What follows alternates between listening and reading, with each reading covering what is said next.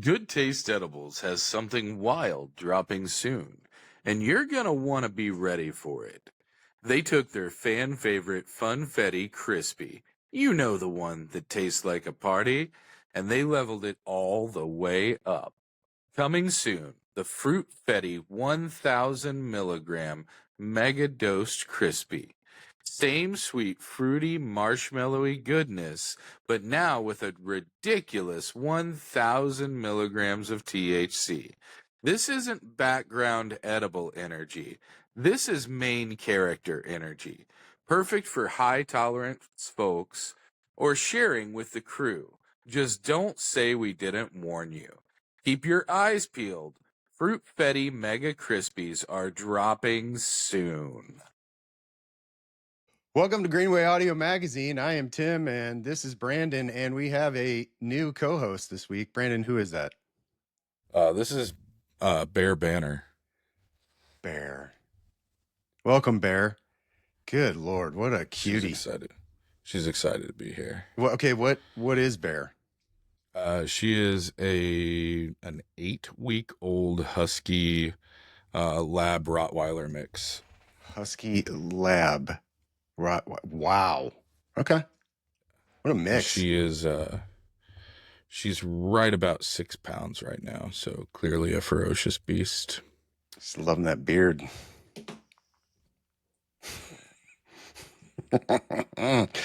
Welcome, anyway, Bear. How are you, man? Hey, I'm good. I'm good. Things? I'm having a good week. How's life? Life has been treating me well this week. I'm happy. Hey, yeah. How are you doing? I also feeling better. I'm feeling much better. It took me like 2.5-3 weeks to get pretty fully recovered. Yeah. I had a full-blown sinus infection, had to get the antibiotics and stuff like that. Ran over 100-degree temperature for you did 3 or 4 days in a row. One of those days we recorded a podcast. Yeah, it climaxed on that day, I think, was when it all hit you. What a word to use for the day of that podcast too. I just felt so bad. There was one point in the podcast where you looked straight ahead, and I could tell in your eyes that you were not having a good time as far as mental and physical pain. What's crazy is like I actually like really enjoyed doing the podcast as opposed to everything else I had been trying to do that week. Sorry, I'm trying to fix her foot. But yeah, it took me a couple weeks to get over it. This week has been a lot of back end catch up, so I haven't gotten as much done visibly that other people would be able to see. Yeah. But that's the toughest part about this industry. It's or really any industry is where there's poo-poo. No, pee-pee. Give me just a minute. Yeah. Sorry. I got to take care of this. Bear's back.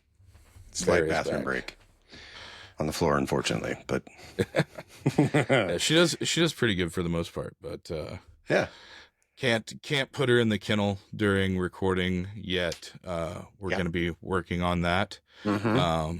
So in future episodes, if you hear what sounds like a team of sled dogs being brutally beaten, it's just one puppy being put in a kennel while I record. We're going to see her grow up in front of our eyes there, buddy. I can't wait. Welcome, Bear. Hey, you may never see her again after we get her trained. I don't think we've ever seen Betty on the podcast before. So yeah, my dogs are slightly hidden. Well, this is kind of a numbers episode. Can I just whip through the numbers of April? We got some cool movement. To clarify, these are different numbers than what we normally talk about. Because these are not from us. These are not the DHSS sales numbers or anything like that. This is from our friends over at Headset. Yeah, Lori Parfit. We love Lori. Love Jake. Love the team over at Headset. Headset's great. I actually really enjoy reading this report every month. So I was kind of comparing to see if there was any movement up at the top. And yes, one little one, just one. Vivid tincture and sublinguals moved up into number 1 from number 2.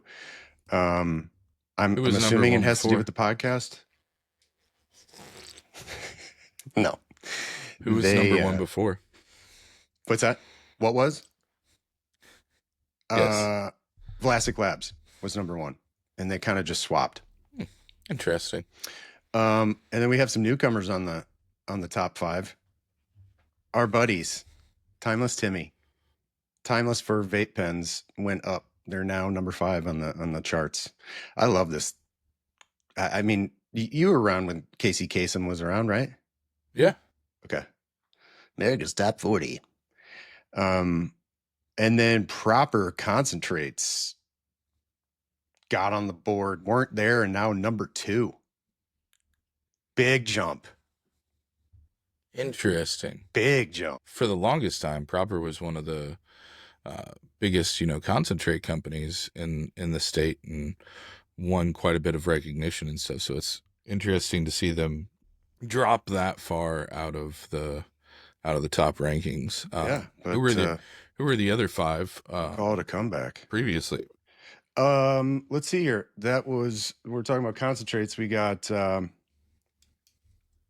number 1 is Vivid. Hang on before. Oh man, I was. You were gonna guess? Yeah, I was gonna try and guess. Okay, so we got Vivid 1, Vivid, Proper 2. But you said Proper wasn't in the top 5 before. Correct. So before Proper, Vivid. Wait, is it going by brand? Yeah. Okay, so Vivid. Would one of the other Vivid brands be up there? Buoyant Bob in concentrates? No. Infinity? Infinity dropped from 2 to 4. Who is Infinity? Infinity is Nuthera. Oh, okay. So the same indie vapes and all that. Got it. Okay. Sense? No. Head Change? No.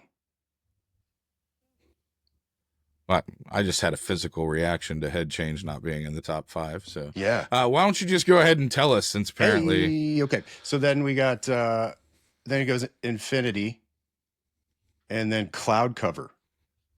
And then I missed one. I missed the third one, which was Elevate. Okay. So it's the verticals that are at their.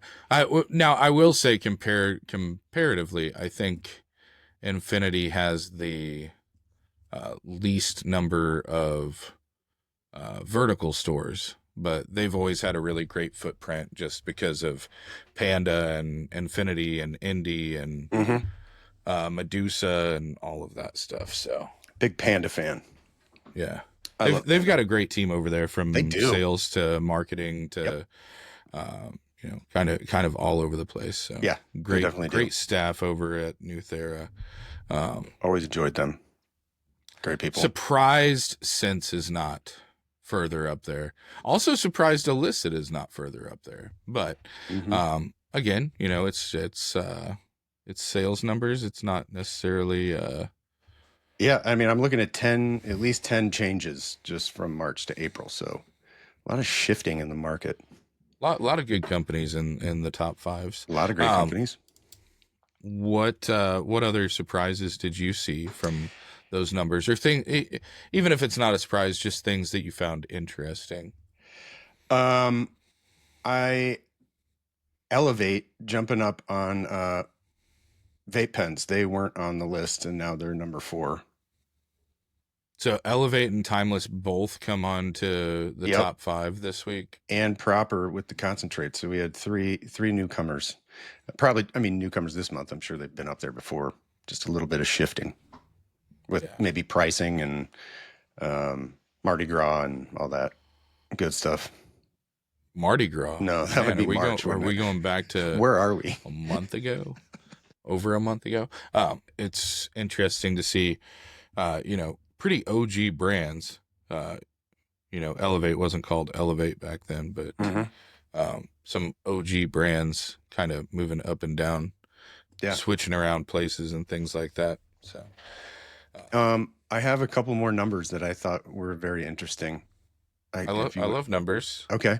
So in the marijuana moment, Ben Adlin was writing about the job market in the marijuana industry fell 3.4% between 2023 and 2024. However, the amount of legal marijuana sold in 2024 grew to a new record high of 30.1 billion, a 4.5% annual increase.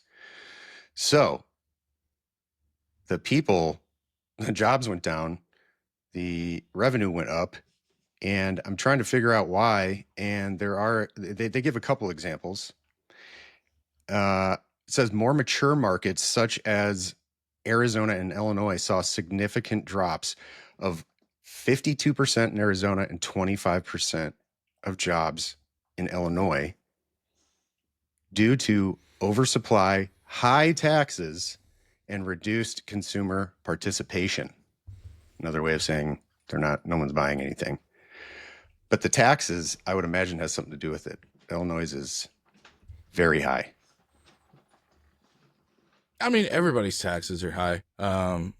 Even as much as we get credit for having a really great tax structure, there's several locations around Missouri right now that you have, 12, 18% sales tax plus your regular city and county sales tax and things like that. Like our taxes can get pretty high in a couple places.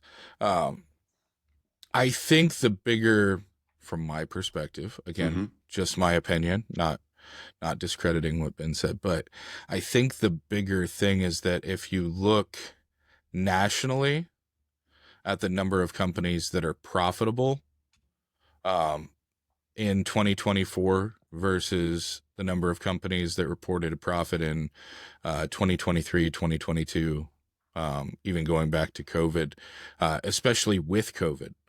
A lot of companies got an extra boost during COVID. We didn't see it as much in Missouri as some other states, but there were several states where marijuana dispensaries were considered essential businesses. But there were months, nearly a year's worth of time where these businesses were able to operate whenever everything else was shut down. And then with the expanse of delivery in several markets and things like that, we kind of saw the tech boom, the thing that we've talked about several times about the tech boom of Silicon Valley back in the 90s and things like that. We really saw this kind of rush and free for all on marijuana stocks, on marijuana companies, on marijuana related businesses. Just in Missouri, for example, at one point we had over 60 businesses in Missouri that were offering health certifications, medical certifications for medical marijuana cards.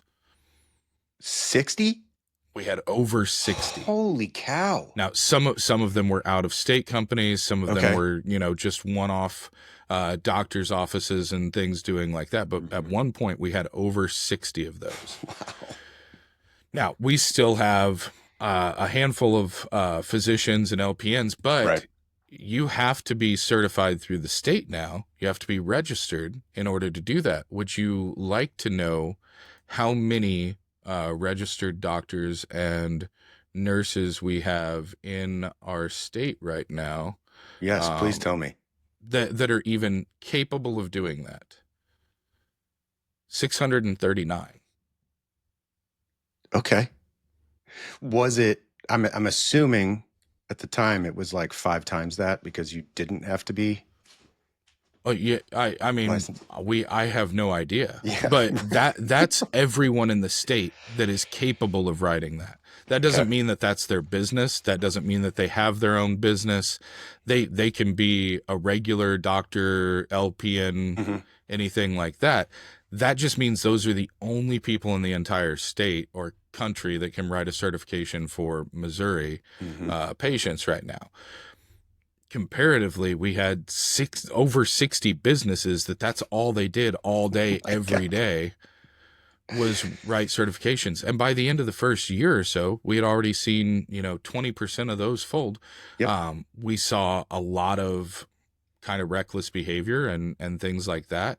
And that kind of parallels everything else that we saw with the markets of marijuana and cannabis and things like that. Think about the Oklahoma market, the way it exploded, the unruly expanse of it, so much so that they literally put a moratorium on licenses because they had too many licenses, too many producers, not enough oversight, not enough regulation. For years, they didn't even have seed to sale tracking. Wow. They didn't have testing requirements. They created a medical market with literally no rules and regulations and things, and everyone was like, "Oh, this is so great! Look how low the prices are." It's really easy to create low price product if you have no oversight, no regulation, and no rules to follow. And I think that's essentially what we're seeing now is that Silicon Valley, that green boom that we saw from, a result of several states legalizing at one time in different ways, whether it was medical, whether it was adult use, what have you. We saw a rapid expanse of legalization. We saw a rapid expanse of access.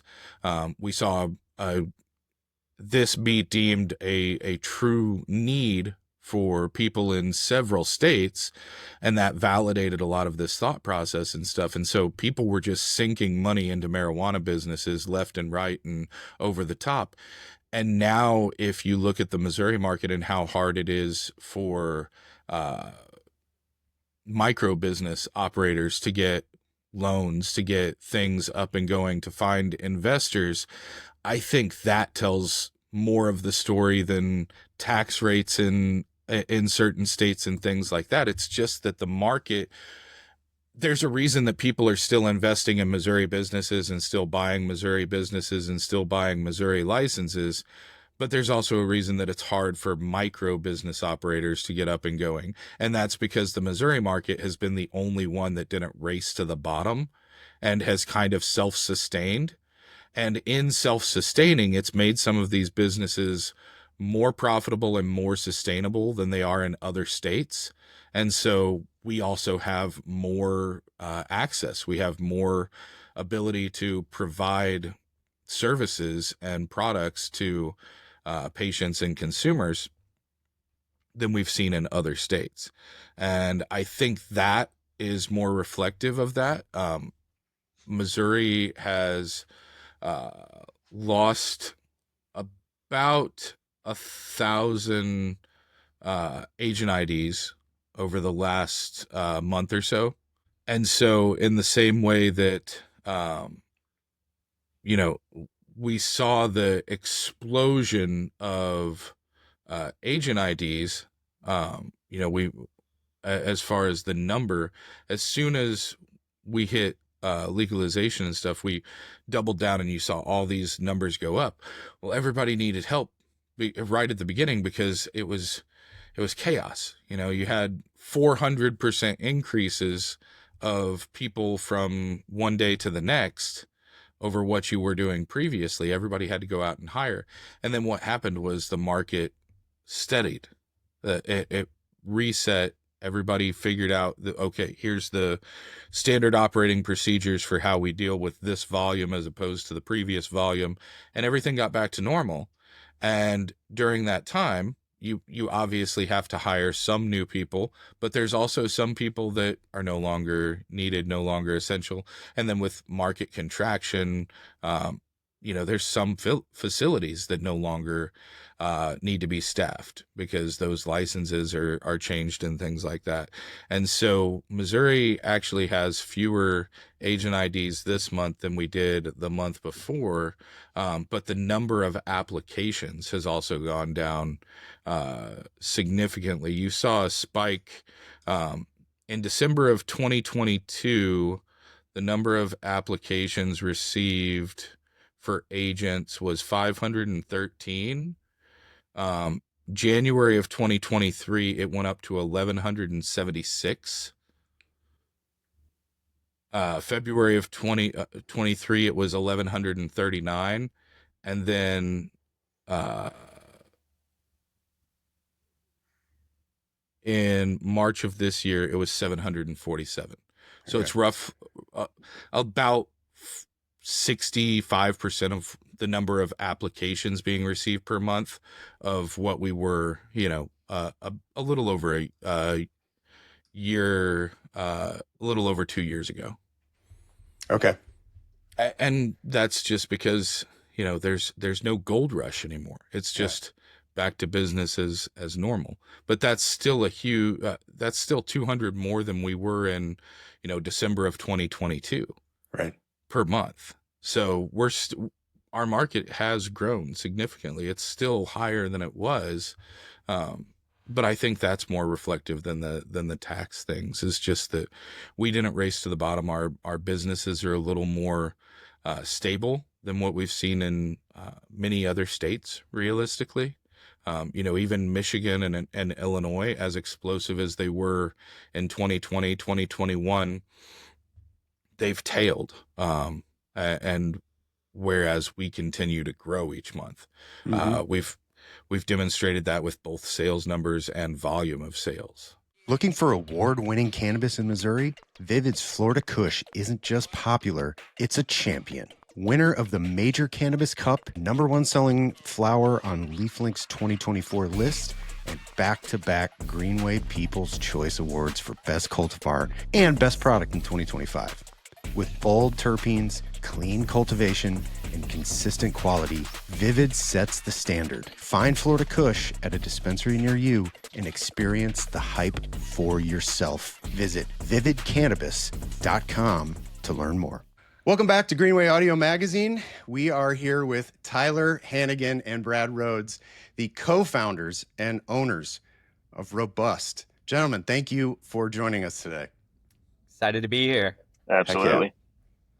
Well, we could talk forever about Robust, but one of my favorite things that I want to get into, which you guys probably talk about a lot in these situations, is all of your practices being, living soil, eco-friendly, all that kind of stuff. Can we kind of lead with that? Yeah, absolutely. For us, this is really kind of Brad's birth child in terms of getting our products situated as unique as we are in the marketplace. Our backgrounds are very focused on the medicinal components. I come from a healthcare background. Brad can speak to his history here, but being in cancer research at WashU and being one of the operators back in the hemp days of one of the 2 licenses here, we really set out to be a differentiator in the marketplace. And with that being said, we're clear top, positive pressure indoor, and we run things as organic as possible. You can't say that from a federal perspective, but from what we do, working with the soil and the sun every day, it's a true blessing to get to indulge in our products because we know that they're the best that you can have in this marketplace. Yeah, Tyler really hit the nail on the head there. Growing with the soil and the sun, you just get a profile and an end product that you can't get through any other medium. Coming back to where I started from, it was very much a medically focused product. I was one of the only employee for Noah's Ark Foundation. We were one of 2 the operations that had hemp licenses back in 2016 to grow CBD for kids with epilepsy. I was actually doing cancer research when I got approached with that opportunity, but jumped at the chance to have the opportunity to make medicine. That's what I always said I wanted to do when I was a kid. And really having that opportunity present itself for me, yeah, I jumped right at that. But, with getting the opportunity with actual medical marijuana and now recreational marijuana licenses, we wanted to employ that exact same methodology. So growing the best medicinal product and the highest quality product, that was always going to be our goal. So then when you think about how do you do that, it's living soil in the sun. We certainly encountered a lot of challenges over the years trying to meet that end, but our quality keeps going up, and we're really excited about the quality of product we're putting out right now. we're finally kind of hitting our internal thresholds for growing, not only some of the best cannabis in Missouri, but some of the best cannabis anywhere in the country. You guys have a really, really great staff behind your facility, growing a lot of really great product. I noticed about your products as opposed to some of the other products on the market is you guys a lot of times have pretty high terpene profiles, um, more diverse cannabinoid profiles than some of the other cultivation and grows. It seems like that's to be one of the driving thoughts behind what you're producing is to create diverse, nutrient rich terpene and cannabinoid profiles as opposed to just shooting for what I think we historically would deem as a potency number with THC percentages. Now, you guys have got some great THC percentages, but it doesn't seem like that's the driving focus on what you're growing. Am I right, or can you kind of elaborate on the thought process behind what you're growing there? Yeah, you hit the nail on the head right there. We do all our selections, even with potency not even in mind. We're looking for the profile, and as we started out, I had a couple distinct boxes that I'm trying to check. I don't want just all of our products to be in one box profile wise. I want us to hit every single aspect from your old school terpenoline dominant strains to the new fruity strains to the old school gas strains. So, I mean, you're absolutely right, Brandon. There was a concerted effort for, not only the strains we grow, but how we grow them and how we select them. We're not just after the number because we believe very strongly that the full profile of the plant, the terpenes and all the other compounds that go into it that we don't even really have a full grasp of, those really make up the best high that you can possibly have. The old adage, the nose knows, that's something we really believe. And the profiles that your nose likes, that's what your body's going to respond best to. So we're always searching for the most complex, strongest, most aromatic profiles we can possibly have. And, that's downstream from the way we grow, but we're also very particular about choosing genetics that we believe can check boxes that other cultivators and other people on the market just aren't meeting at the current time. One of my favorite things about doing this podcast with Brandon is when we get to talk to people like you two that came from the medical field into cannabis. That's such a great thing to have because I feel like it legitimizes what we do a lot more when we have people like you. We have Show Me Organics, we got Curio Wellness. Like they all came from the medical side, wanting to bring that knowledge into this industry. And I love finding out more and more about people that have done that. So congratulations to both of you for doing that for Missouri, and especially Brad getting started, with one of the 2 CBD licenses so early. That's amazing. Yeah, I was blessed with the opportunity and, blessed to be able to, incorporate some of what we've learned, Tyler from, a business healthcare background and me from the more, nitty gritty, scientific details of it. We make a great team that has helped us grow this company the way we have and, wouldn't be able to do it without either of our backgrounds. It's been so critical for us. Can I ask a question? I am not, very educated on the growing side of things. I've had a conversation with Lance Stiles a couple times, and he has just blown my mind with how you guys grow your product. I have always assumed living soil was just what everyone uses. Is that harder? I know you said it there's a lot of upkeep. It's a little more difficult to handle. The product actually comes out better. What is the difference between living soil and using a different type of soil? Yeah, so growing in cocoa, rock wool, a different type of inert media, it's much easier to kind of set your recipe.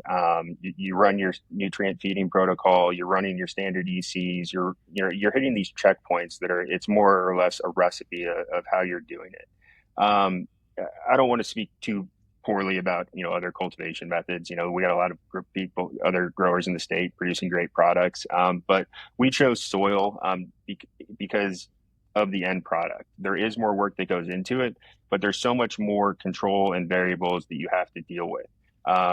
Whether it's just pH, whether it's making sure your soil is not getting fungal or bacterially dominant. There's all these factors that go into a soil medium with it's just so much more complex. So there's all these variables you have to work with. And the way we're able to stay on top of that is we send off weekly soil samples from all of our rooms every single week. So we know exactly where our soil's sitting, exactly how our feeding protocols are going, and we dial those in every single week because there is a lot more variables that can change.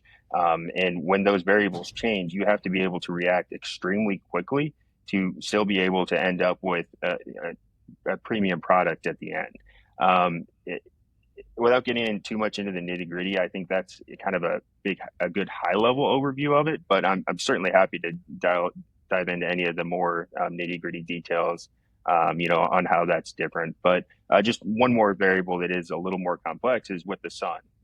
We're not just our lights, we're not turning them on and dealing with a certain heat load every day. We have to deal with the sun, its variable intensity.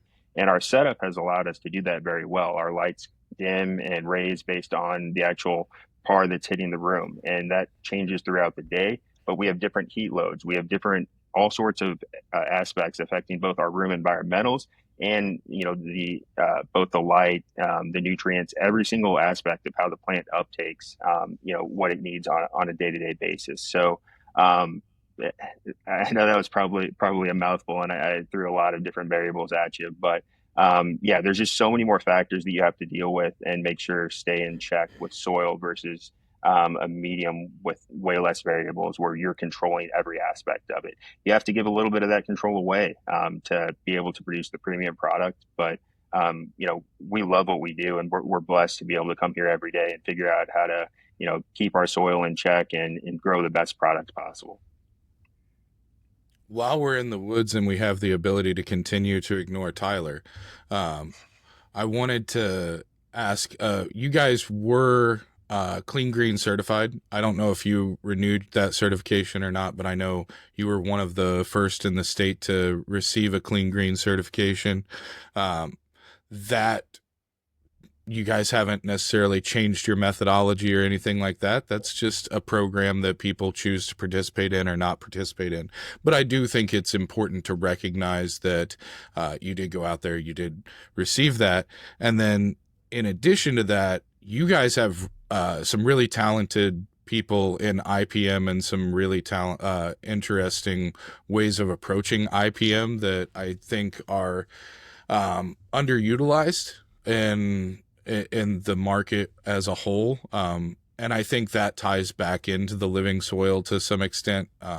Would it be possible for you to kind of explain how those things go hand in hand and, the overall philosophy of what you guys are growing there appears to be try and make it as much like it would be if it was naturally growing as possible, if I'm not mistaken. Yeah, and I think that Brad can speak to a lot of the different regiments and things that we've done with our team, but just to kind of build upon of what Brad and I do, there's a whole host of leaders and partners in the company that have been with us for several years that have done a phenomenal job of getting us to where we are.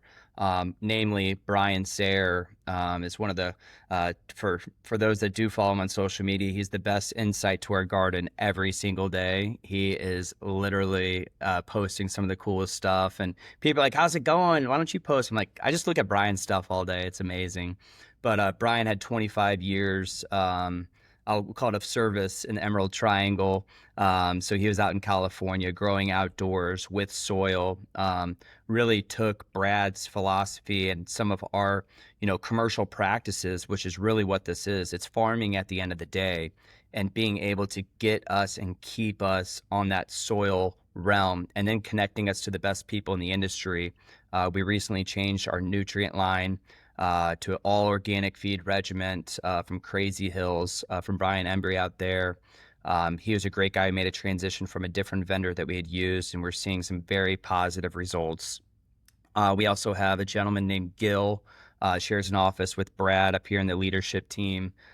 He's about as organic as they come. I'm looking at 36 eggs he just dropped off today from his organic farm that he runs. So he's our egg man here. So we got our egg peddler, but he really brings the front of the house to life in the educational realm from that organic approach and everything that he does.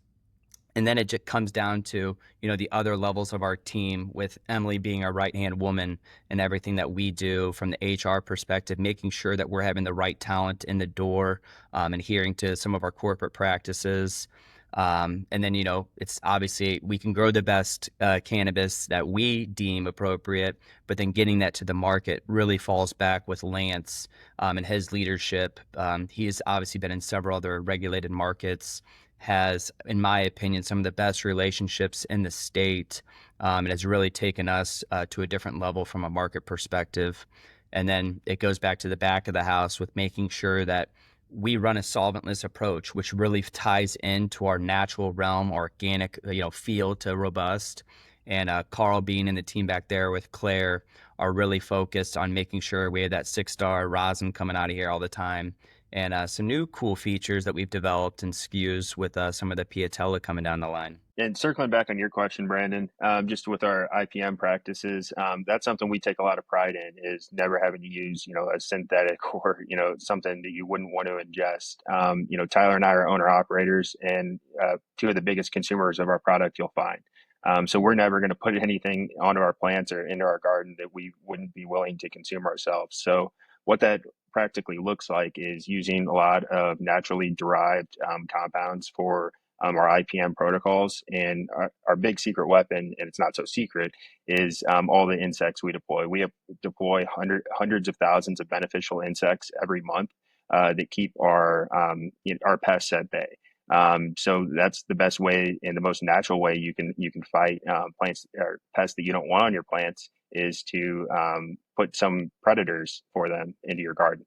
So we have a great vendor for that ships us, hundreds of thousands of bugs a month, and that's one of the biggest ways we're able to, operate a commercial garden, without relying on synthetic pesticides that a lot of other cultivators have to use.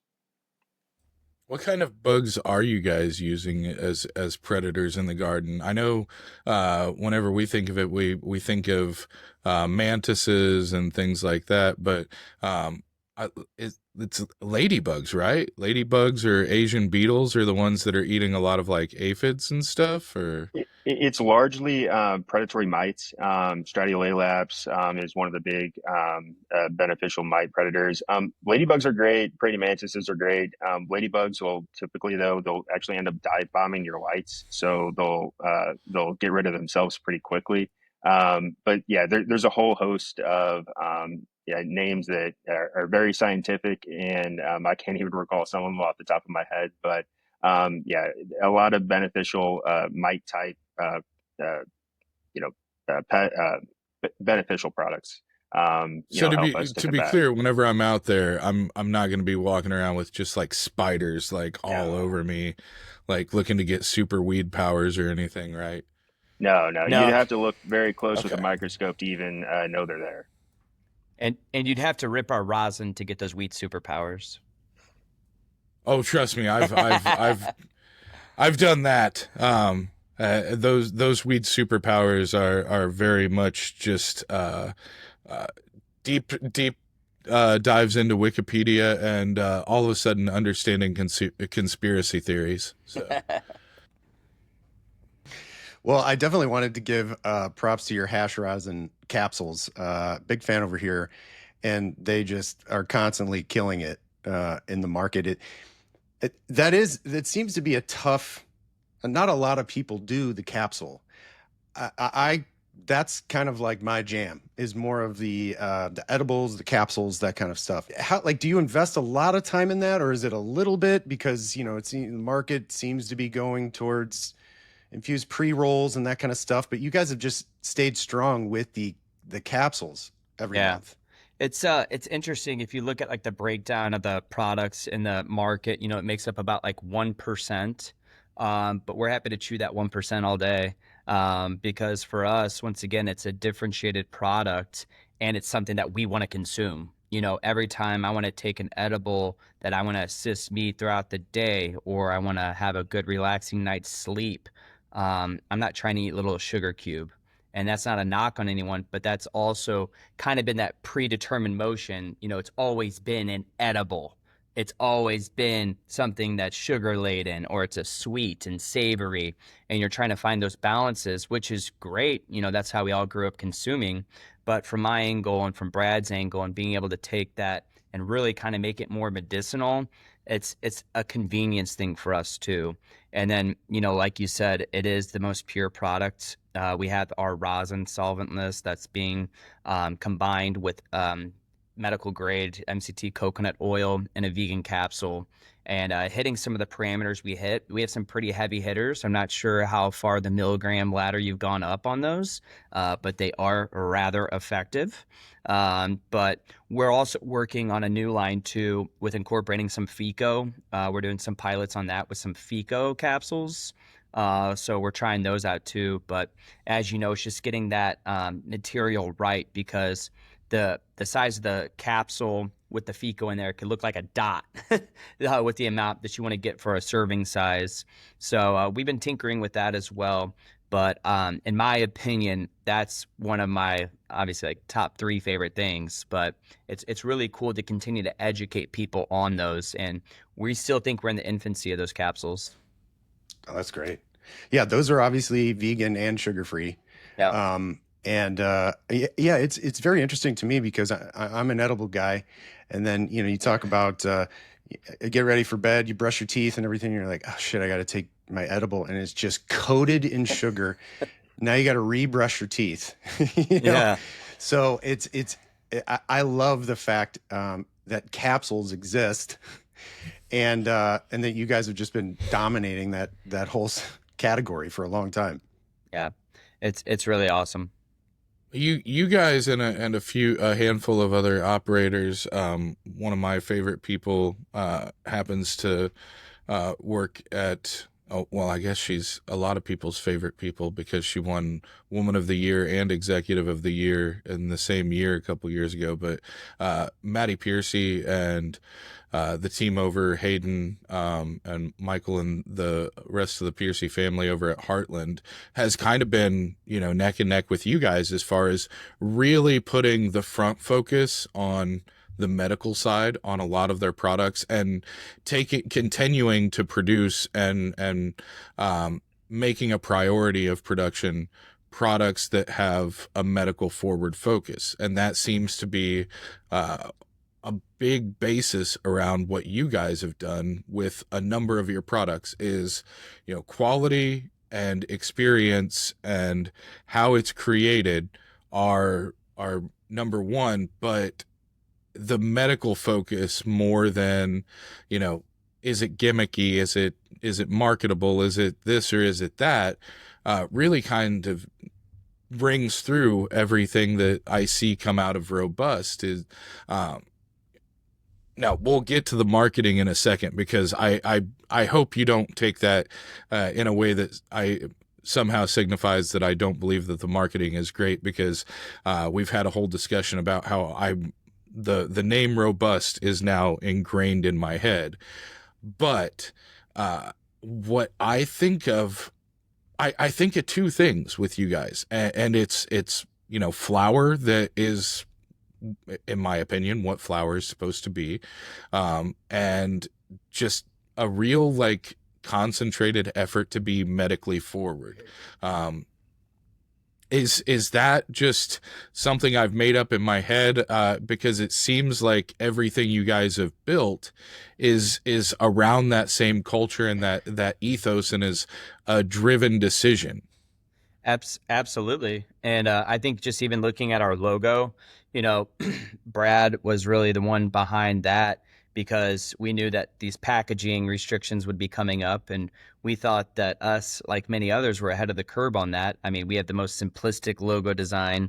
It's very medical, kind of in your face, and incorporates the sun depiction through that, which is, permeated through everything we do at the greenhouse. But it really is, because at the end of the day, this is still farming. If I always said, if I eat beef, I want grass-fed beef. If I want wine, I want a Napa Red. Now they have some fun chemical practices in the winery realm, but for us, it's always been something that Brad and I are happy to put our name behind and would actually like to consume. And then you think about it even further from a product liability perspective, or if you think about it from any remediation needs or anything of that nature, we can go to bed a lot easier knowing that we don't have to do or incorporate practices that others maybe have to continue to hide behind. And we can really put our name out there and say, like, yeah, we do things differently. And a common way to say it, the right thing to do is the hard way to do. And it often requires one extra step. And we're willing to take that extra step every single time. Yeah, and just adding on that, we believe this plant can change lives, and we take a pretty big responsibility on putting out those medical products you're talking about, Brandon. Having that segment of the marketplace, with what we believe is the highest quality cannabis out there, we think that's very important to be able to put out and offer that to people in Missouri.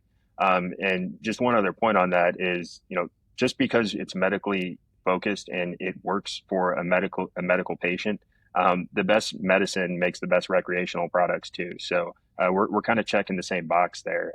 We're striving for the premium quality, and while some of our products are they check that medical box and they're great for anyone looking to consume this plant medically.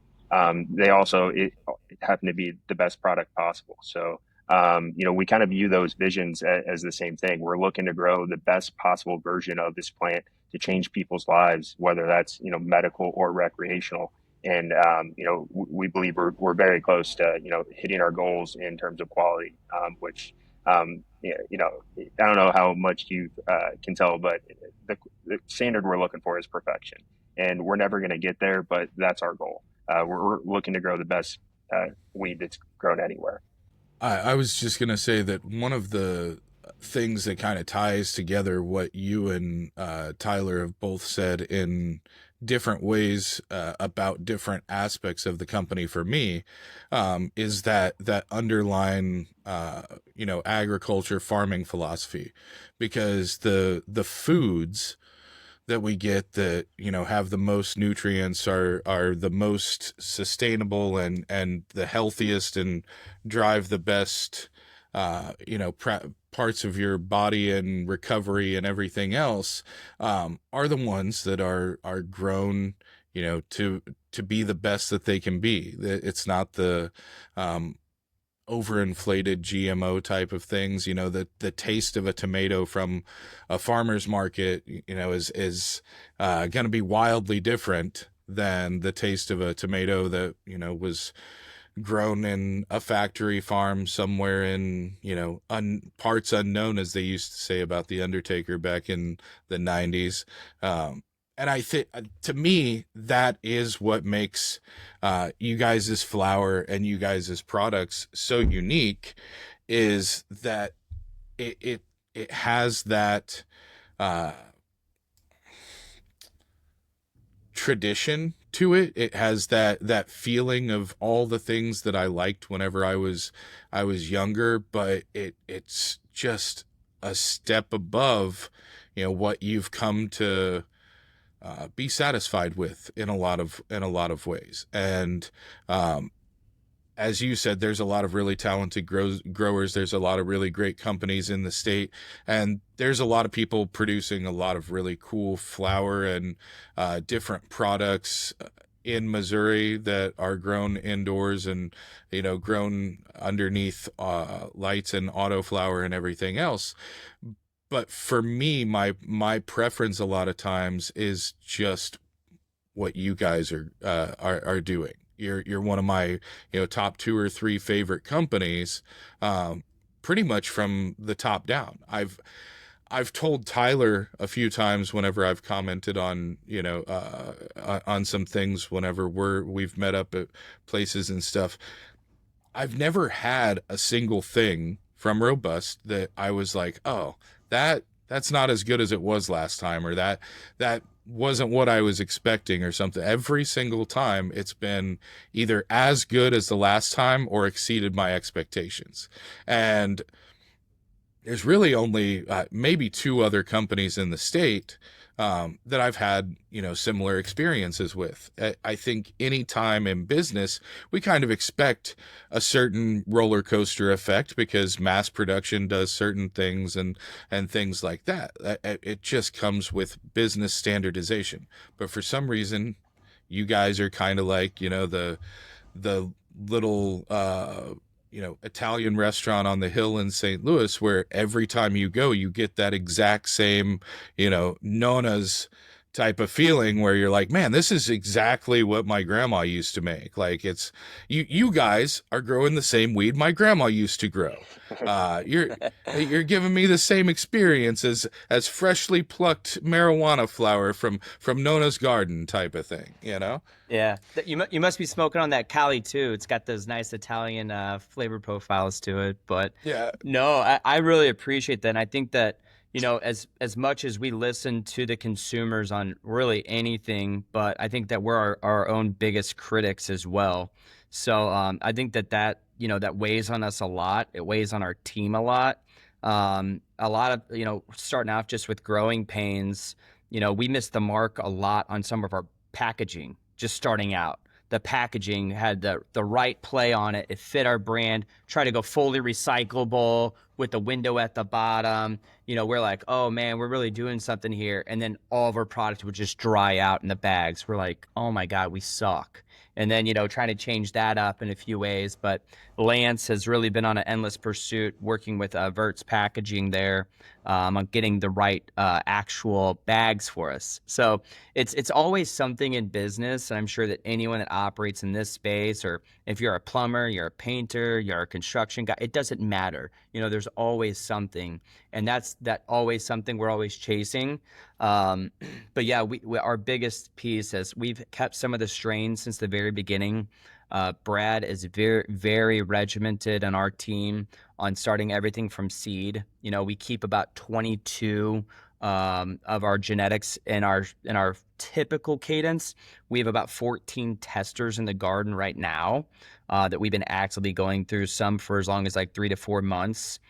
But our consistency, and we think that we are the graces of nature working alongside us, that soil and soilscape out of California, we get a lot of our soil from, we're working on replicating that consistency, because that's exactly right. You missed the mark a few times. People are like, I'm not going to pay this type of premium for this product. So one of the things, we've talked about the amazing, unique practices that you guys have and the strive for perfection and everything. So what is Robust Reserve? Brad can kind of give his stick on it too, but really, those are some of those plants or some of those runs that we're getting that we just think has gone like above the rest. It's the same thing like a bourbon proprietor or a winemaker, coming out with their Hillside Select, or it's coming out with their bourbon that they're going to age a little bit longer. At our process in the cure room, we have a lot of weed to work through at all times, which is a blessing, but also it's a more of a deliberate approach on something that we might want to cure up a little bit longer. Maybe we got some really big, nice production on that, or maybe we just ran 50 plants in one room and we want to see how the market's going to respond because we think it's special. And to your point, it doesn't have to check the boxes of being the highest THC to get in that jar. It can be a 22% Peyton's Pie that is absolutely delectable, or one of Brad's favorites, like Apples and Bananas 2, which is different from our Apples and Bananas 7, that we want to put into that jar. So really, it's got to be like the creme de la creme to get in there. One, jars are just a simple pain in the ass. I know consumers don't want to hear that, but you get me a Mylar bag, I'm happy, especially with how our packaging processes are. Adding in a little bit of nitrogen in there just to keep that fluff and to protect those buds as it's going throughout. But whenever you're getting that reserve jar, that better be some top tier shit. And I think it is every time. The Apples and Bananas 2 is one of my favorite strains because my all-time favorite strain, no one in Missouri produces. And I don't think anyone in the country produces it commercially other than genetics, and it's Strawberry Grape Banana. I love fruity stuff. That's my all-time favorite cultivar. and I grew it for a couple years whenever we first got medical in the state, and apples and bananas too, and apples and bananas 7, but apples and bananas too. I think I got it the first time like 2 or 3 months ago, maybe. Yeah. And it's just immediately become one of my favorite cultivars in the state. And it's not the same as strawberry, grape, banana, you know, totally different flavor profile, but it's that bursting, notes. And I don't know, it's just really special, and I really appreciate what you guys put out because of exactly what we're talking about. You know, so I don't think strawberry banana grape probably tests at 15-18% or something like that. It's not a heavy hitter, but I like fruity shit, you know, man. I want a little umbrella in my drink. I want to feel like I'm on a beach somewhere in an orchard, you know, with rain falling down around me. That's one of the best battles we have of all time here, because like a lot of members on our team are like straight gas. Like Lance and Brian want straight gas, no brakes at all times, and like Brad and us and Carl and Gil are a little bit more like we like the floral, we like the fruits. So we always have like whenever we're running some new stuff, it gets met with the most scrutiny here, because you got some political lobbying, you know, just internally here where it's like, okay, we got to bump up more of this, we got to bring down more of this, or we needed this new profile. And Brad does a good job of really kind of managing everyone's desires and getting kind of the right complements to the garden. And one thing that we have to do as well, you know, we never let a genetic run our garden. You know, the garden's got to make the plant work for it. And so a lot of people try to bend over backwards to make something work or to make something finish. You know, with our cycles, it is commercial farming at the end of the day. And what we're doing at an organic level makes that even more complicated. So whenever we get the right sauce, the right potion, and everything working together, it makes for a really special thing whenever we can get things to finish where we want it to and get the right expressions out of it. Brad, is there a product category or any sort of like innovation in the industry that is getting you like fired up? Innovation in the industry. I mean, what we do here is we focus on growing the best premium flower possible and everything downstream from that. So in terms of what gets me fired up, I mean, it's these new genetic hunts. I absolutely love it. The potential that coming down of all these hunts, you know, all the variations of each plant and picking out which one's going to be the winner in our garden for years to come. That's what really gets me excited. I mean, I could talk seeds and genetics with you all day. You know, we got a running list right now of about 20 strains that are in the queue for us to hunt in our facility, but really trying to find, you know, profiles that come out in our garden differently than in other gardens. And that's one of the reasons why we hunt everything from seed, because our garden is different than a garden down the road. And it's very different than a garden in California. Just ambient barometric pressure, altitude, all these factors have such a big impact on the expression of the plant. And not hunting everything in your garden itself, you don't know exactly how it's going to perform. So that's one of the reasons we spend all the time and put in the work to actually hunt stuff out in our own garden. And I think it's, you know, works out really well. You know, getting back to apples and bananas, number 2, that's my girl. She's a special plant, and you know, anyone that smokes her can kind of feel the difference. Just, you know, both not in terms of just taste, but in terms of effects. You get this euphoric, uplifting, just it makes your day every time you smoke it. So that's why we grow these plants that are very unique and very different. You know, some of them are more challenging to grow, but if we can check a box that we don't think that other cultivators are able to do, or we're not seeing on the commercial market, we're going to grow that all day, because we think people deserve the diversity of products we can offer. And we think that diversity is what really makes a special high for people. You guys have talked to or touched on a couple different times, the different genetics that you guys have, and how you kind of keep a historic library of what you have, and some of your genetics you've had from day one to now. Some of them, have evolved and changed and swapped, and as the operation has changed, so have some of the genetics, and now you're focusing on the new pheno hunts, the next wave of what you're looking to produce. Why? I guess it sounds kind of arbitrary as far as asking a cultivation company, but why are genetics so important to you and the heart of what you guys are doing? Whereas we see a lot of other cultivators, especially nationally, but even in Missouri, you see some cultivators that they haven't had the same cultivar from 5 months ago that they have now, let alone 2 or 3 or 4 years ago. I would say that it's once again, we find something that we like and we want to continue to perfect it, is one of the biggest sticks to that. But then I think also the industry as a whole, some people are guilty of growing plants and naming it something differently, and then you're not really getting what's representative of what's actually being grown. So that happens a lot. So I think where Brad and our team does a good job of is really going back, to the actual definitions of what some of those plants are.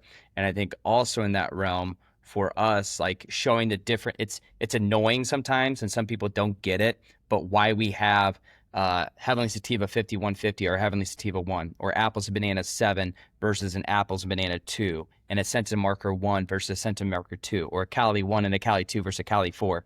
Like, they have their own little internal competitions, and the ladies in the garden, meaning the plants, kind of get that sense whenever they're on the chopping block, and they seem to perform better under pressure.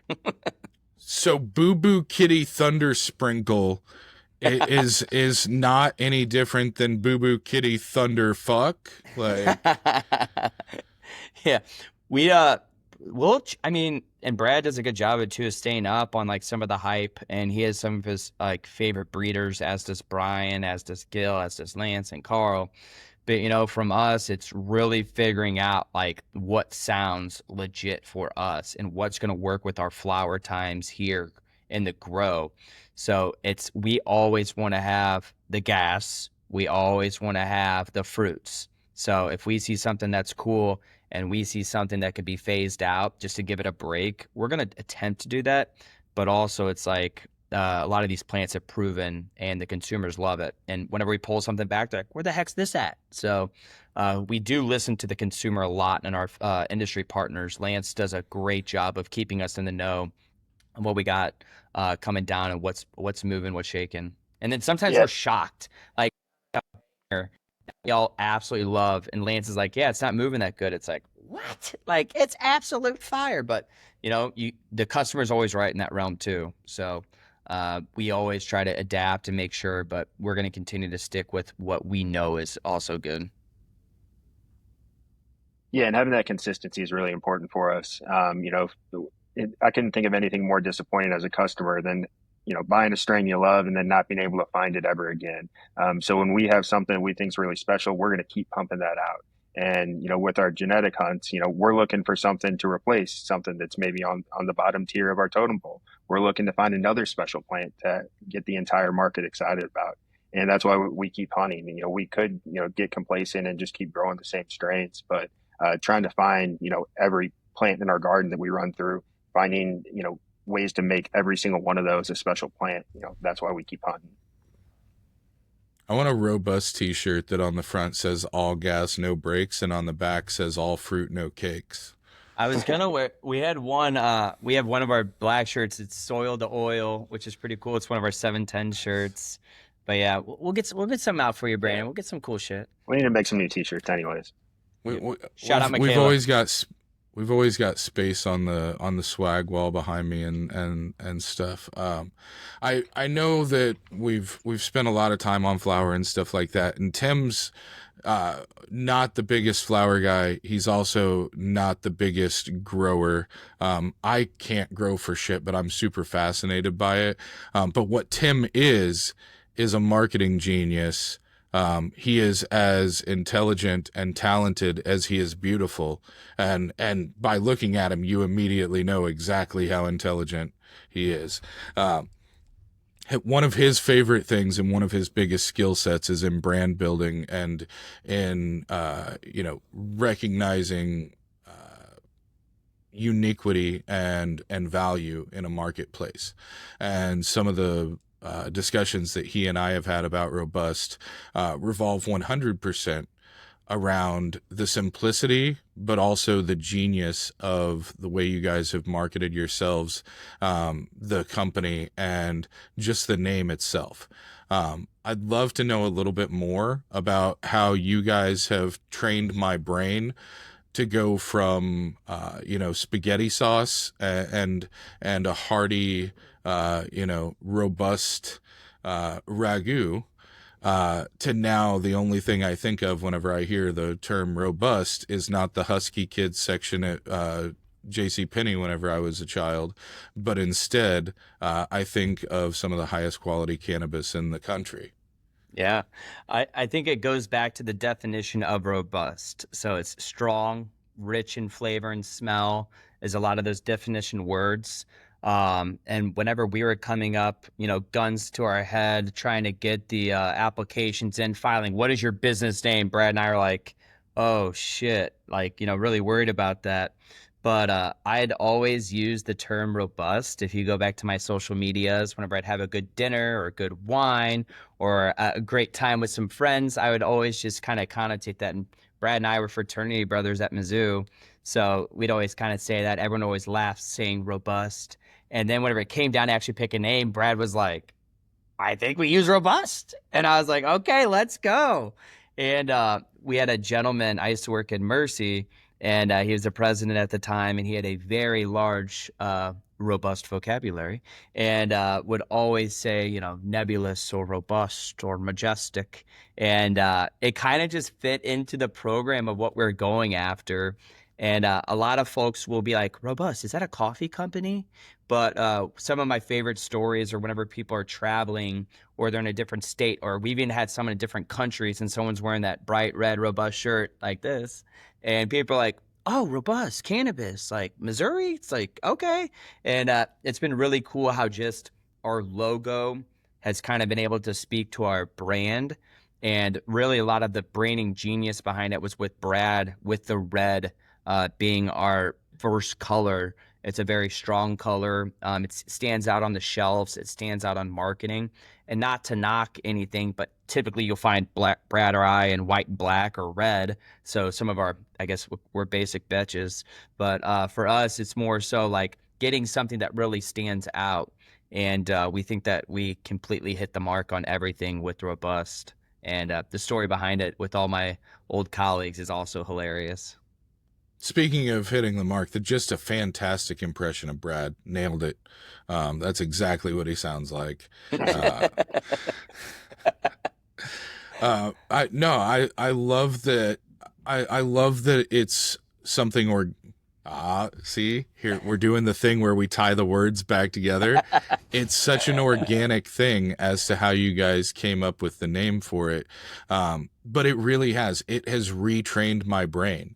And Tim and I had the discussion yesterday or a few days ago about some of the cannabis companies in Missouri have really retrained our brains with some of the brands and some of the terminology and stuff like that. I hear cookies. I don't think of, if somebody's like, oh, I've got cookies, I don't think of weed. If somebody's like, oh, I've got this old pal, yeah, maybe somewhere in the back of my brain, I kind of think of it. But if somebody uses the word proper, I'm like, I laugh to myself.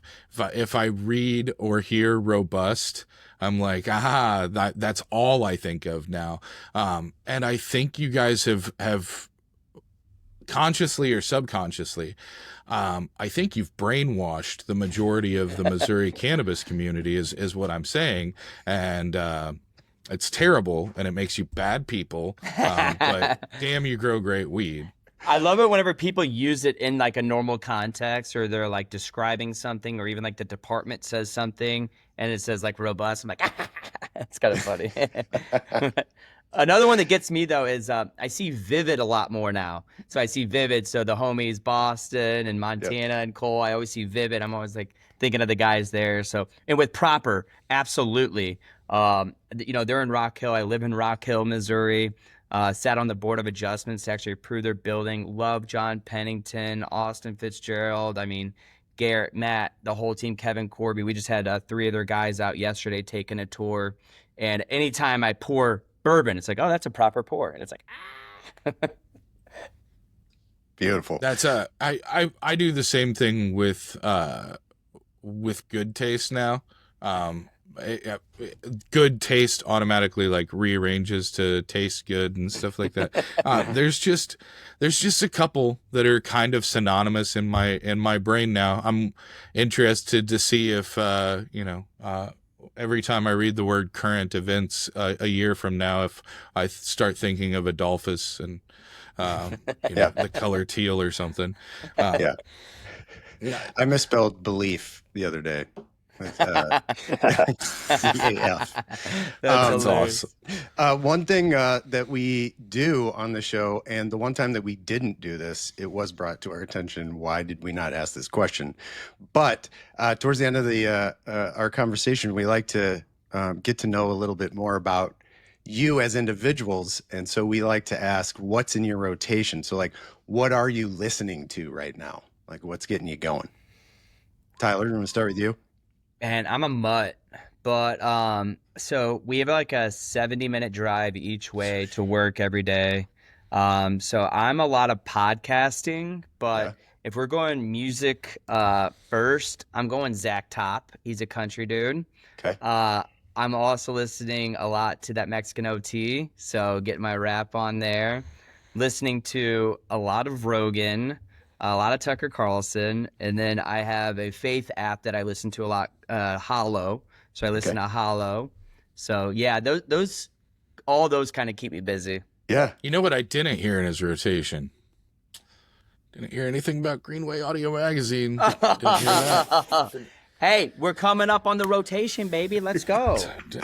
Okay. So it's just because you haven't gotten to listen to your own voice while listening to it. I got it. Exactly. Yeah. Goodness, man. Brad, what about you? Fine. I love Rogan, but man, 3-4 hours per episode. It got real hard. 1.5x speed is critical. Oh, there you go. See, I just turn us on like 6 times speed and don't listen to it. That's hilarious. Just on loop. Yeah, I'm not too much of a music guy, much more of a podcast or audiobook guy on the drive down. So yeah, a lot of Rogan, a lot of in the weeds type podcasts where, listening to other growers talk through things, or, YouTube videos of, just always trying to learn more. Just had my 3rd kid. So sometimes I drive like a psycho in complete silence, because that's the only time I get silence.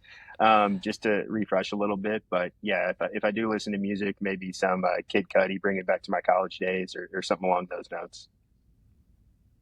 My 15-year-old has recently discovered Kid Cudi, and he's like, oh man, so good. I'm like, bro, you're like 10, 15 years too late on this. She's into a lot of like the older like radio edit versions of like 2008 and 2010 hip hop right now, which is great because I actually know the words to a lot of those, and so she thinks I'm cool again. What is in your podcast playlist right now, Tim? Since we'll switch it up a little bit. What's in your podcast playlist? I listen to Bill Burr. I listen to a lot of sports podcasts. I'm a big English football guy. So I listen to a lot of that. I'm a big Detroit fan, so I listen to Lions and Pistons podcasts, but Bill Burr probably the most. I listen to that a lot. I love him. I listen to the Kelsey brothers, the New Heights podcast, and listen to Bert Kreischer and Tom Segura, probably more than is healthy. Those guys are great. I'm similar to you guys. You know, I'm not driving an hour every day, but I'm driving 5 hours round trip. Multiple times a month, sometimes spending 15 or more hours per weekend just in the car. And podcasts make me feel like I have friends. It's just people sitting there talking to me, telling stories, and I'm like, oh man, I remember that time whenever I did something similar to that. And I love it. I love that you guys are the first ones to be like, podcasts more than music. What I would like to ask before we really let you go, tying it back together, what's on the horizon? What kind of little sneaky pro tips should we be on the lookout at dispensaries for as far as robust this year? What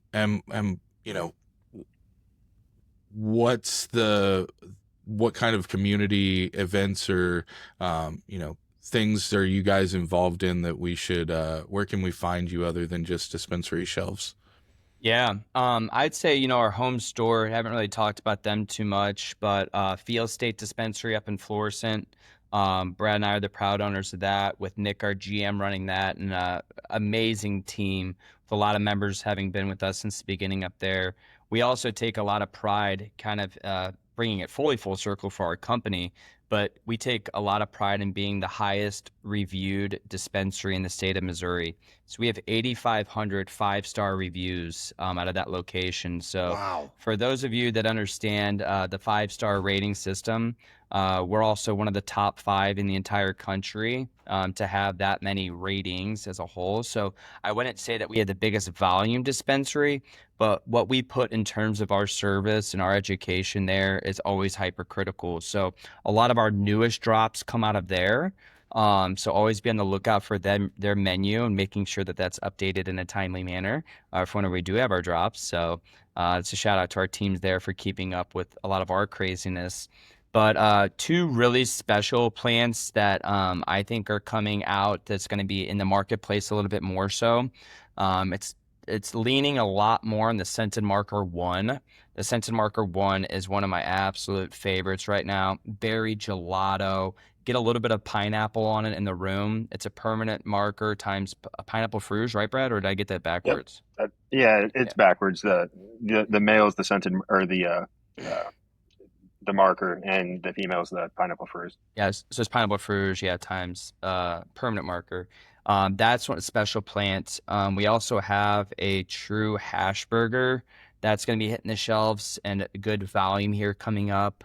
I'm also a huge fan of our Tahiti lime. We have a lot of Tahiti lime coming down, so that's always something special that we do a lot of cool rosin blends with. One of the fan favorites is the Heavenly Limes. So taking heavily sativa rosin with our Tahiti lime rosin, mixing those up. One other thing is our Piatella. So Piatella is something that's really, really unique, not only just to like the country, but specifically to Missouri. It's a really unique process in the hash making world. It's really coming out of Spain. A few producers, Colorado, California, some in Michigan, that attempt to do it as well. But our Piatella program is really cool. It's a different type of usage for that type of hash rosin, in my opinion. But it's some really special stuff, and we've been working on perfecting that. So the Piatella, and then what other strains? We got some in the garden. I'll just name one that Brad might get mad at me for, but the green guap is something I'm really excited about too. Guap green. See, I always get things. I think I'm dyslexic. Get everything backwards. And then we have some banger Master Kush that's gonna be coming out too. So we have a lot of cool shit coming down, and it's also just kind of living through the compliments of what we have right now. But Brad, what are you most excited about? Yeah, Master Kush. If we can finally get an OG profile that works for our cycles, that would be fantastic. Outside of what you named, maybe lemon straws. I'm really Oh excited yeah. about that too. Really get a lemon dominant profile. That's a box we don't necessarily have. We got a lot of citrus, but not necessarily a lemon forward. So that's definitely on our to-do list, is to find a little more limonene dominant cultivar. The OCP though too. I was in the queue room Yeah, yesterday. The OCP too is pretty nice. That's orange yeah, cream orange pop. cream pop. Yeah. Yeah, the OCP. You down with OCP? You know me. Oh, you know me. So Gentlemen, thank you so much for joining us. I learned a ton, and I'm sure our listeners did as well. So I appreciate you taking the time and chatting with me and Brandon. awesome. I know you guys have a lot of really cool stuff coming real soon. So I'd love to be able to have you back later on this year, highlight some of the successes and see what what really popped and followed through. I truly appreciate you guys taking the time to join us today, especially Brad. Yes. Congratulations on the newest addition to the Rhodes family. Mhm. I so glad that your wife allowed you to, take time and come mess around with us for a little bit. And really appreciate you guys, appreciate the company that you've created, the ethos that you've brought, and the people that you've surrounded yourselves with, because your company and the culture from the top down is just really, really great and a great addition to the Missouri market, in my opinion. Thank you so much. Thank you guys so much, and really look forward to having you guys down for a tour sometime soon. And I think that anyone that has come down to our facility knows that we show 100% under the curtain of everything that we do, and how the sausage is really made. So whenever you come down on tour, you're seeing every single room. There's none that are ever off limits. You're really seeing us, and we are very, very forward in how we do things around here. Love it. Thanks so much for having us. Yeah, Thanks, thank you so guys. much, guys.